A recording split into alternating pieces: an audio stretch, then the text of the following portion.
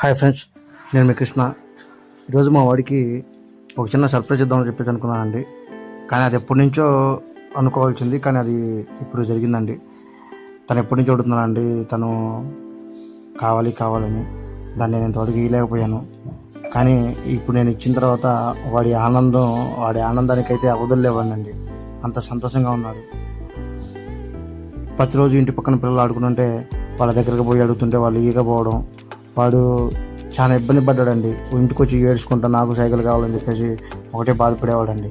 కానీ ఆ బాధను చూసి నేను బాధపడిన రోజులు ఉండి నా ప్రాబ్లమ్స్ వల్ల వాడికి ఇవ్వలేకపోతున్నా అని. కానీ నా ప్రాబ్లమ్స్ అనేవి ప్రతిరోజు ఉంటూనే ఉంటాయి, ఎల్లవెల్లా ఉంటూనే ఉంటాయి. కానీ నా ప్రాబ్లమ్స్ వల్ల వాళ్ళ సంతోషాన్ని ఎందుకు చెడగొట్టాలి అని అనిపించింది. అందుకోసమే యాక్చువల్గా తన పుట్టినరోజు గిఫ్ట్ ఇద్దాం అనుకున్నాను. కానీ అప్పుడు మనీ ఉండకపోవచ్చు అని చెప్పేసి ఇప్పుడు ఇస్తే పోద్దని చెప్పేసి అనిపించింది. అందుకని చెప్పేసి తీసుకొచ్చానండి. తర్వాత ఇది ఇచ్చిన తర్వాత వాడి సంతోషం చూడాలంటే అండి, వాడి ఆనందానికి అయితే అవధులు లేవనండి.